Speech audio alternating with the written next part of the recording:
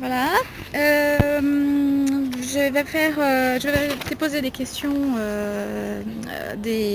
par rapport à la qualité de vie. Oui. Donc, avoir une bonne qualité de vie pour toi, c'est quoi? Alors pour moi, avoir une bonne qualité de vie, c'est se sentir bien dans sa peau déjà. Ça passe par la santé physique déjà et aussi mentale.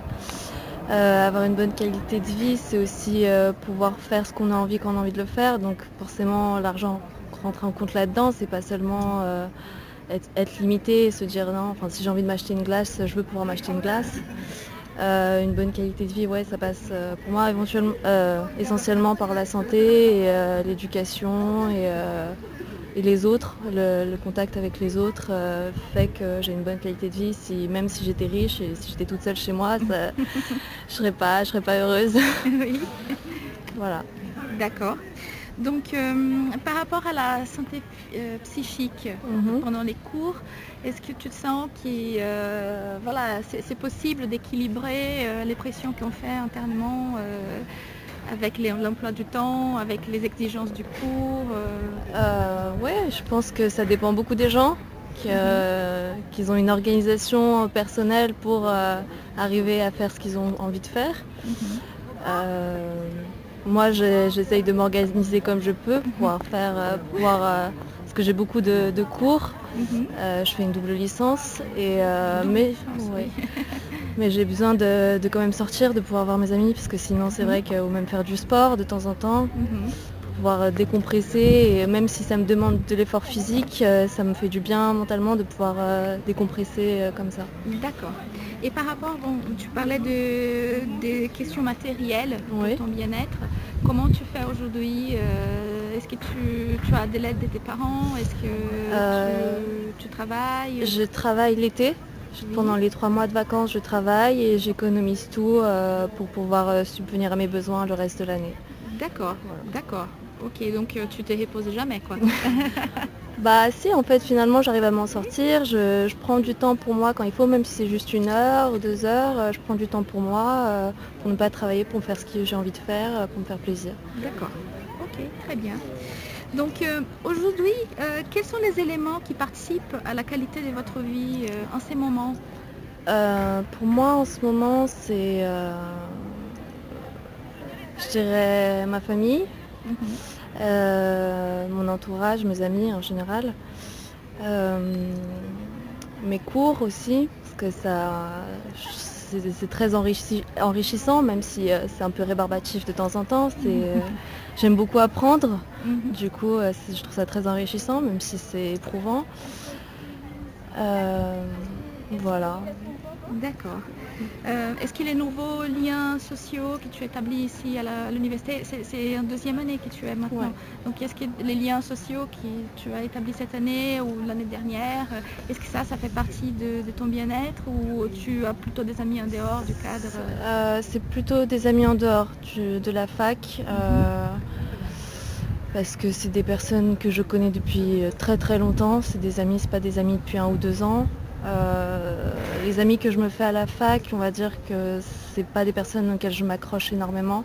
Je sais qu'on va tous un peu dans des sens différents et qu'on n'ait pas eu un lien ancré. Il y en a certains que j'essaye de voir aussi en dehors, mais en général c'est plus des amis de la fac, voilà, sans plus sortir un peu de temps en temps pour les fêtes étudiantes, mais voilà, sans plus.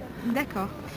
Par rapport au logement, est-ce que tu habites avec tes parents? Est-ce que Ouais, tu je habites suis toute chez seule mes parents parce que je suis de Lyon à la base et du coup il n'y avait pas l'intérêt de prendre un appartement Oui, voilà, oui. sur Lyon. Oui, c'est vrai, oui. Ouais.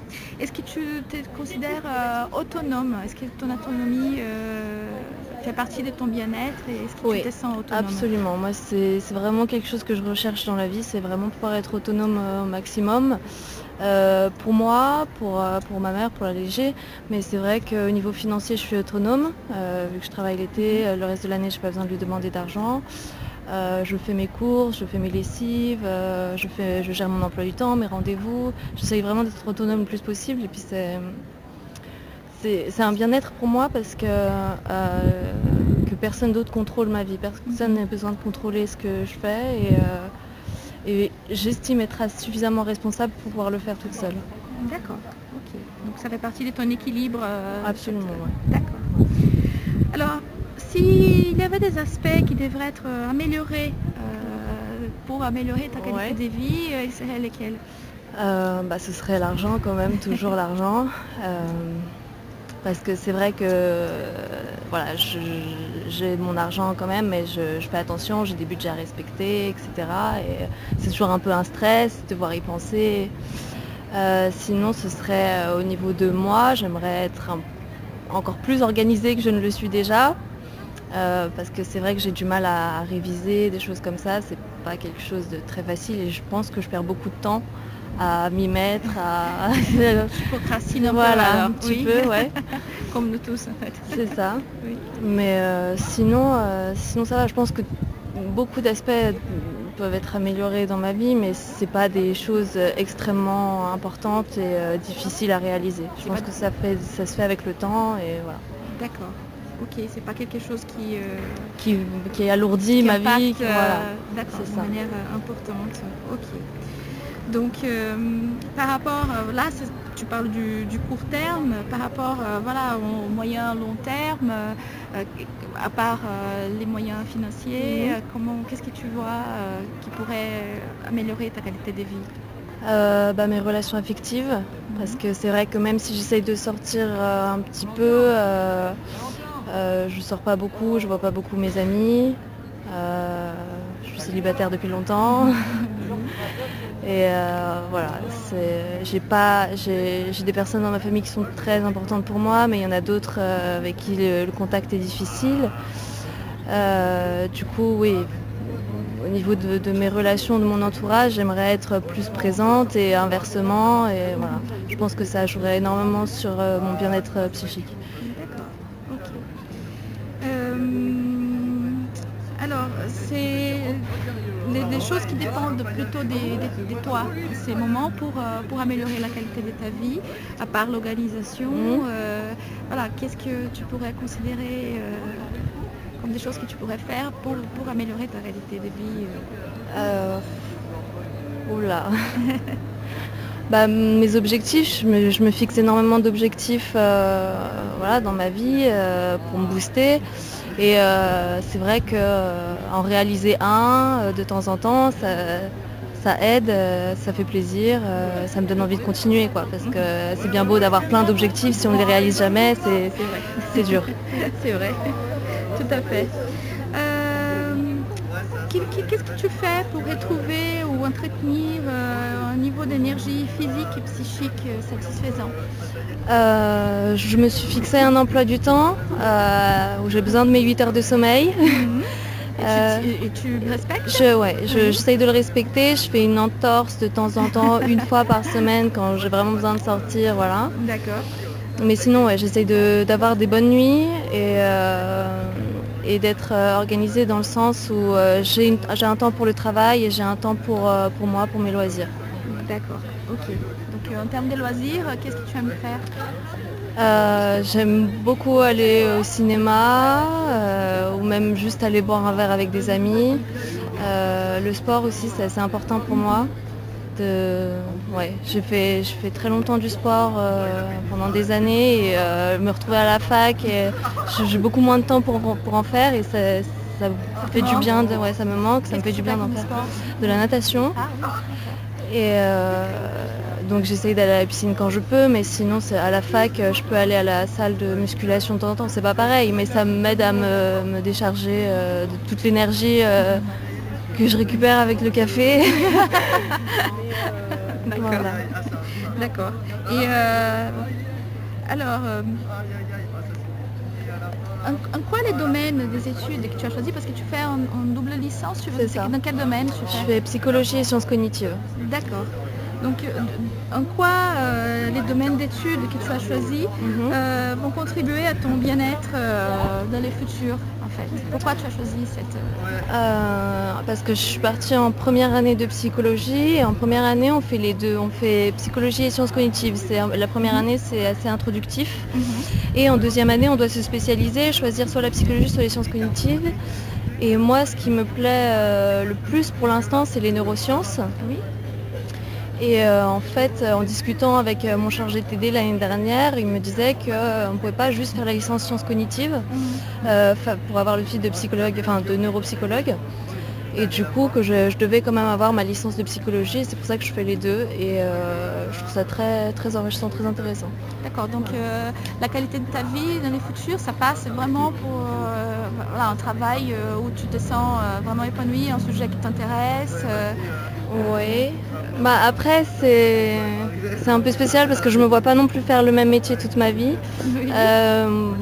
Comme je l'ai dit, ce que j'aime, moi, c'est apprendre. Et je pense qu'au bout d'un moment, je m'ennuierais si je faisais toujours le même métier. Mais j'essaye du coup de me diriger vers ce qui me plaît le plus pour l'instant. Mais il y a plein d'autres choses qui me plaisent et faut que j'arrive à concilier tout. Voilà. D'accord. Par rapport à la mobilité sociale, est-ce que les métiers que tu as choisis en ces moments, est-ce que ça va t'aider voilà, est-ce que c'est quelque chose que tu envisages pour ton bien-être futur, d'appartenir à une autre classe sociale voilà, est-ce que les cours choisis, ça t'aidera à accomplir tes ambitions, en fait. Plus que l'accomplissement de soi, tes ambitions matérielles. Mes ambitions matérielles, non, je pense pas énormément, parce que je vise pas un métier à un salaire mirobolant.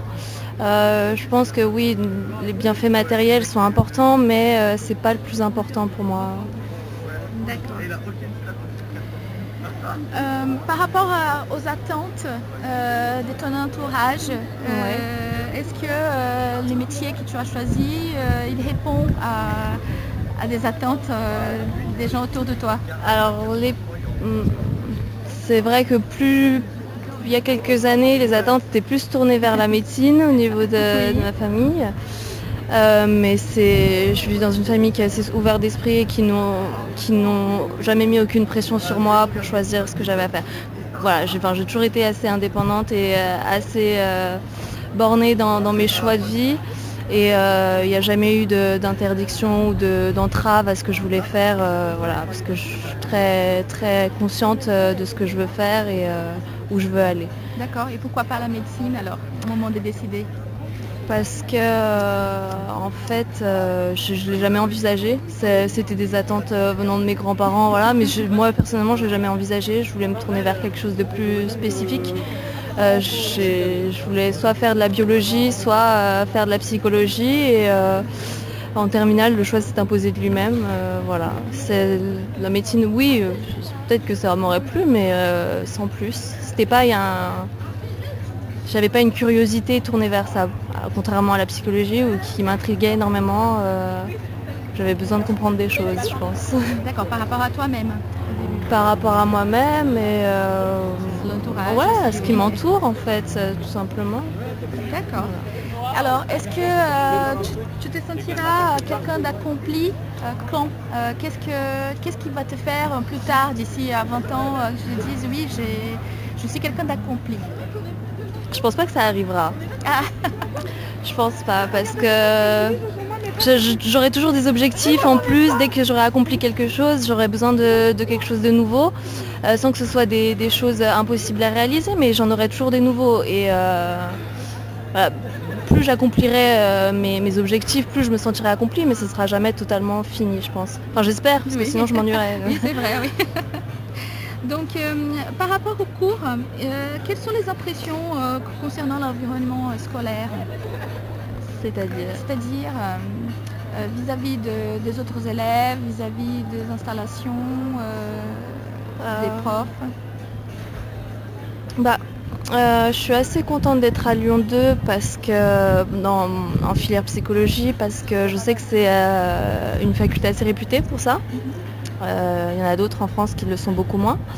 Donc je suis assez contente. Après, ce que j'ai comme retour, c'est qu'on est vachement basé sur la psychanalyse, tout ce qui est Freud et tout ça, et qu'on pourrait en soi voir plus de choses.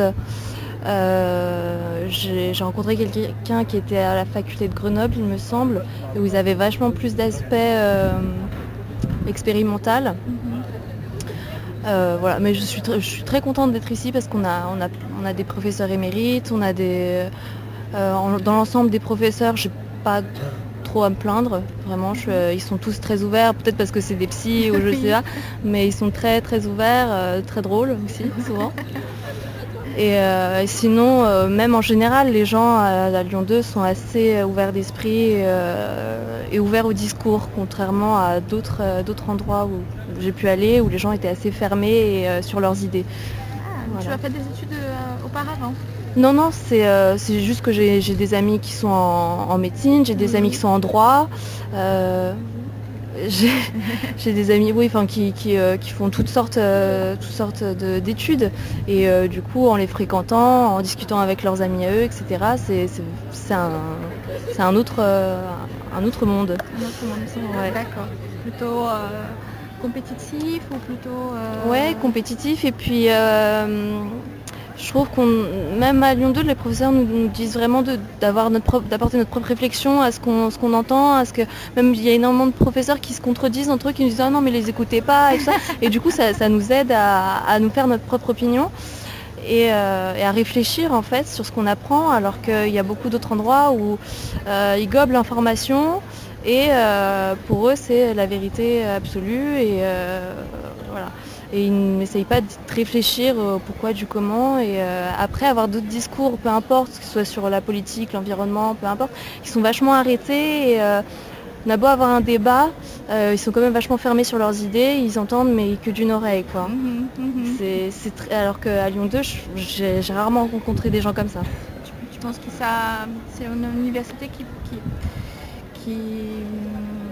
comment on dit, soutient plutôt vraiment une réflexion, une construction des pensées par rapport... Après, je sais pas si c'est juste parce que je suis en psycho, mais ouais, en général, les gens sont plus ouverts. D'accord. Donc, juste pour savoir comment tu organises tes heures des études en dehors des cours, en fait. Est-ce que... mon emploi du temps, déjà, il m'impose mes horaires de travail. Et le week-end, j'ai 5 heures en plus pour travailler. Et sinon, tout le reste du temps, je me l'accorde pour moi. Et le soir, je me couche à 22h. Voilà. T'as combien d'heures de cours par semaine? J'en ai 42, je crois. 42 ouais. Ah ouais. Donc, est-ce que tu as le temps de passer du temps sur Internet? Est-ce que tu as l'habitude de passer du temps sur les réseaux sociaux? Oui. Quand je rentre le soir, en général, j'ai un laps de temps de 2 heures. Donc pour manger, me laver et passer du temps sur les réseaux sociaux pour regarder des films. Voilà. D'accord. Et en quoi les réseaux sociaux améliorent ta qualité de vie alors? Ça reste des échanges quand même si c'est virtuel. Je peux discuter avec mon entourage et puis j'aime beaucoup le cinéma, les films, les séries et du coup je peux m'accorder un peu de temps même si c'est beaucoup moins qu'avant. Mais voilà, c'est suffisant pour moi. D'accord, ok. Bon, je pense que c'était tout. Je te remercie beaucoup. Bonne journée rien, alors. Oui, aussi. Merci.